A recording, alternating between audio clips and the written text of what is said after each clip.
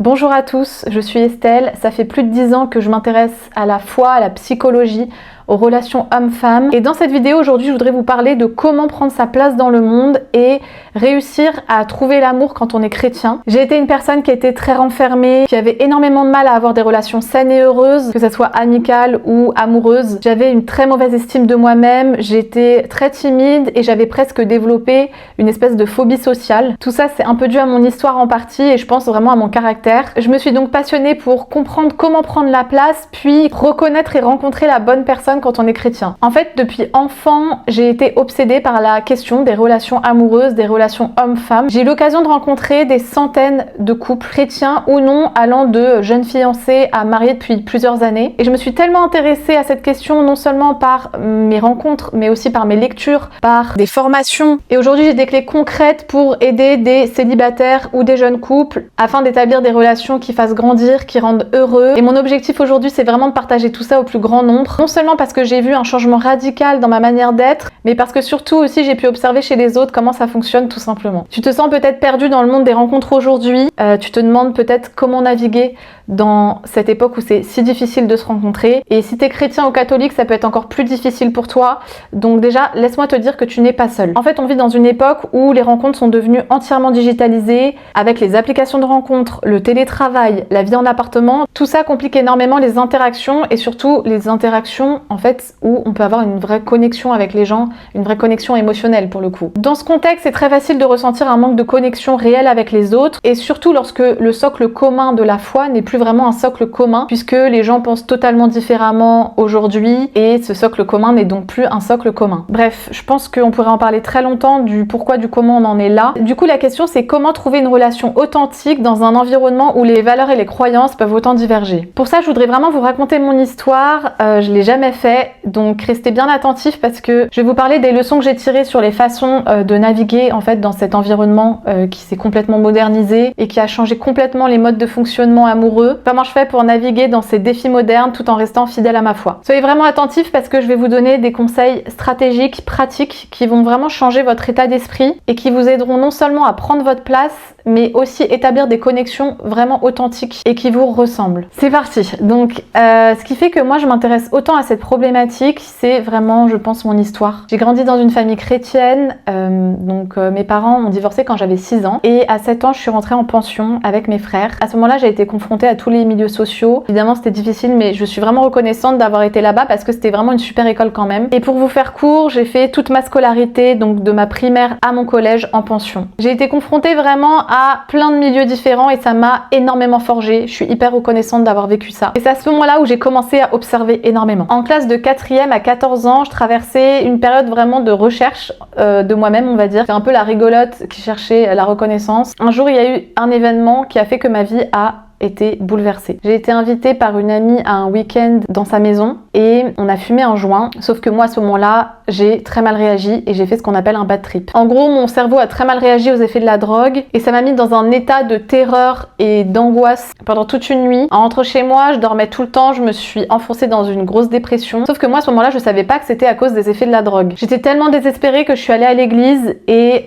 j'y suis allée pendant 3 jours de manière hyper intense. Après 3 jours, au dimanche de la Pentecôte, j'ai vécu une rencontre avec Dieu. C'est-à-dire que je peux pas l'expliquer, mais j'ai commencé à prier et d'un coup j'ai ressenti un immense amour qui m'a submergée. J'ai senti que j'étais profondément aimée et que cet amour que je cherchais partout, à travers mes amis, à travers mes parents, personne ne pouvait me le donner. Et il n'y avait que Dieu qui pouvait me le donner. C'est vraiment une expérience qui a transformé ma vie puisque instantanément j'ai été guérie des séquelles de la drogue. C'est déjà à ce moment-là que j'ai commencé à vraiment avoir une passion pour la psychologie, la foi, les relations humaines. J'avais besoin de comprendre mon histoire. J'avais besoin de savoir comment avoir des interactions humaines joyeuses, saines et sans jamais trahir ma foi. Et comme je le disais tout à l'heure, avec cette histoire que je portais, j'avais énormément de difficultés à être en relation, à communiquer avec les autres. Je portais en fait un enfant blessé et systématiquement je me sentais soit rejetée, soit abandonnée. Et du coup, mes amitiés étaient pleines de douleurs, d'incompréhension et j'avais énormément de mal à être moi-même, à communiquer et à être heureuse dans mes relations. Et en fait, un jour, j'ai réalisé que je pouvais guérir aussi. Si Dieu m'avait sorti d'une dépression, il pouvait aussi me guérir de cette histoire et de tous ces traumatismes que j'avais. Et donc c'est à ce moment-là que j'ai décidé de me plonger dans l'analyse des relations hommes-femmes. Et donc grâce à ma foi, à mes interactions, à l'entourage que je me suis formée, j'ai pu observer, écouter des centaines de couples et des célibataires. Je suis devenue très pragmatique, c'est-à-dire qu'est-ce qui fonctionne? Qu'est-ce qui ne fonctionne pas dans les relations? Pourquoi certaines personnes semblent réussir presque naturellement à avoir des relations saines, épanouissantes, alors que d'autres luttent perpétuellement pour trouver quelqu'un, mais même pour être bien dans sa relation? J'ai commencé d'abord à répondre du coup à ces questions pour moi, et petit à petit du coup j'ai compris comment avoir des relations qui ont du sens et de la profondeur. Aujourd'hui, grâce à ma foi, à la psychologie, à des méthodes relationnelles, je me suis métamorphosée et j'ai pu accompagner des personnes dans ce processus. J'ai appris à me connaître en profondeur, à réguler mon état émotionnel, et tout ça m'a donné de pouvoir enfin interagir de manière heureuse avec les autres sans me diminuer. J'ai aussi compris une chose, c'est que l'amour ne me tombera pas dessus. Souvent on peut dire cette phrase qui est non mais ça viendra, l'amour viendra frapper à ma porte. Mais si vous passez votre vie à travailler chez vous, à être en télétravail, que le soir vous ne sortez pas, ou même que vous êtes entouré mais toujours par les mêmes personnes, c'est difficile quand même de trouver quelqu'un comme ça. Et j'ai réalisé que c'était vraiment important de mettre à disposition ta volonté. J'ai aussi réalisé qu'on était nombreux à réaliser les mêmes erreurs sans même s'en rendre compte, et c'est ce que je voudrais vous partager brièvement maintenant. La première chose, c'est vraiment d'apprendre à connaître son histoire et ses blessures. L'idée, c'est pas de forcément rentrer en thérapie, mais c'est vraiment d'en connaître assez sur vous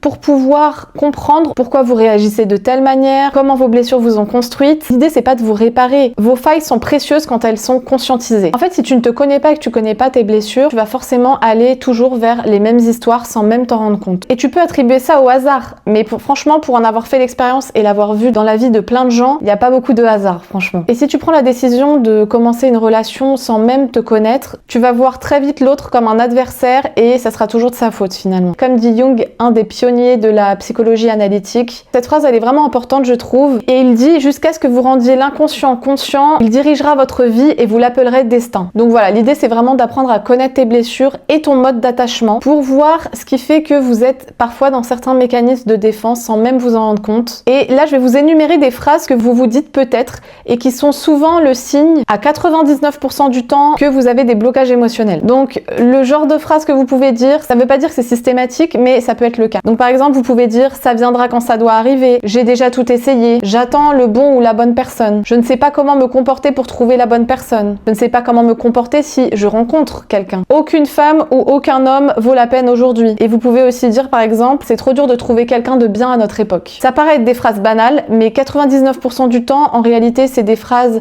qui sont issues de blessures du rejet, d'abandon, d'angoisse d'être en relation ou de peur de ne pas être assez. Donc ça, c'est la première étape. La deuxième étape, qui est hyper importante dans ce processus, c'est se reconnecter à soi. Et c'est quoi se reconnecter à soi? C'est établir une relation intérieure à soi-même et acquérir un état émotionnel stable. En fait, il faut que vous imaginiez votre cerveau comme une ville. Il y a des quartiers de la ville que vous empruntez depuis votre toute petite enfance. Et dans ces quartiers, il y a des routes qui ont été construites par tes amis, par tes parents, d'autres par l'école. Et il y a des routes dont on t'a dit qu'elles étaient magnifiques, mais que t'as jamais vraiment pris le temps d'emprunter. Et ton cerveau, il sait pas faire la différence entre ces routes que tu empruntes vraiment et les routes que tu visualises que t'empruntes. Qu'est-ce que je veux dire par là? C'est que nourrir l'anxiété ou nourrir certaines visions de vous-même, sans même vous en rendre compte, c'est comme si tu entraînais ton cerveau à t'emmener dans les pires quartiers de la ville. Et pourtant, tu as le choix des scénarios que tu nourris. Et plus tu empruntes certaines routes, c'est-à-dire certaines croyances, plus tu vas les emprunter par défaut. Donc, en fait, ça veut dire que parfois, on a des blocages sans même s'en rendre compte, et du coup, on va toujours vers les mêmes personnes, ou à l'inverse, par automatisme, on ne va pas vers les autres et vers les personnes qui nous correspondent. Donc, c'est exactement ça qu'il faut essayer de casser et de briser. Donc ici, l'important, en gros, c'est de vraiment revenir à soi, c'est-à-dire créer un espace sécurisant en vous pour être soi et aller vers les personnes qui sont bonnes pour nous. Ça, c'était mon deuxième point. Le troisième point et le dernier qui est vraiment la clé de tout ce que je viens de dire, c'est comment faire pour aller vers les personnes avec qui on connecte. On peut vite se décourager si on veut faire plein de rencontres et que on fait pas vraiment le tri avant. Sauf que en vous connaissant, vous saurez assez facilement vers quelle personne aller et vous n'aurez pas besoin de faire 10 000 rendez-vous avec des personnes. Comme je vous disais tout à l'heure, vous pouvez peut-être aller toujours vers le même type de personnes, ça peut arriver. J'avais par exemple au téléphone une femme qui me disait disait mais moi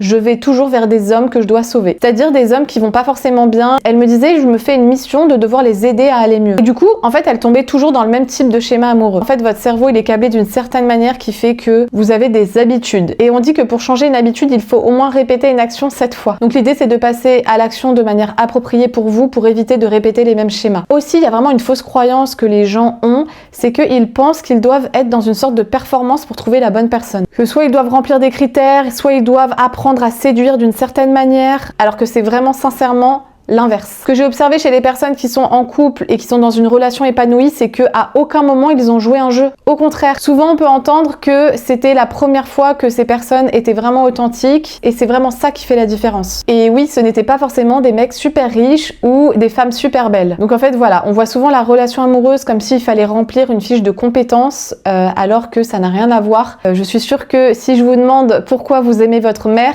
vous n'allez pas me dire que c'est parce que elle est coiffeuse ou parce qu'elle a tel élément physique. L'amour donc se fait sur une connexion émotionnelle profonde avec l'autre. Il se fait grâce à votre authenticité. Non seulement quand vous êtes authentique et à l'aise avec vous-même, vous paraissez confiant, et ça c'est attirant, mais quand je dis confiant, c'est confiant avec votre vulnérabilité, c'est-à-dire dans l'acceptation de qui vous êtes, entièrement avec vos faiblesses, avec ce qui fait de vous ce que vous êtes. Donc voilà, sauf que pour en arriver là, parfois ça peut être très difficile pour certaines personnes, à juste titre, puisqu'il y a plusieurs étapes, comme vous l'avez vu, pour arriver à cet état-là d'authenticité, de bien-être intérieur. Donc si tu as l'impression d'avoir du mal à prendre ta place, que tu penses que tu dois correspondre à un standard pour être dans une relation amoureuse, ou bien encore que tu as du mal à faire des rencontres qui ont du sens pour toi, je t'offre un appel pour approfondir tous ces blocages avec moi et déjà t'aider concrètement, comme j'ai pu vraiment aider des dizaines de personnes. Je suis hyper contente parce que déjà avec un seul appel, le changement il est vraiment incroyable pour les personnes que j'ai déjà accompagnées. Donc voilà, je suis hyper heureuse de pouvoir continuer à proposer ça. N'hésite pas à regarder le lien qui est juste en dessous. Abonne-toi pour de nouvelles vidéos autour des relations amoureuses. Je te dis à bientôt. Bye!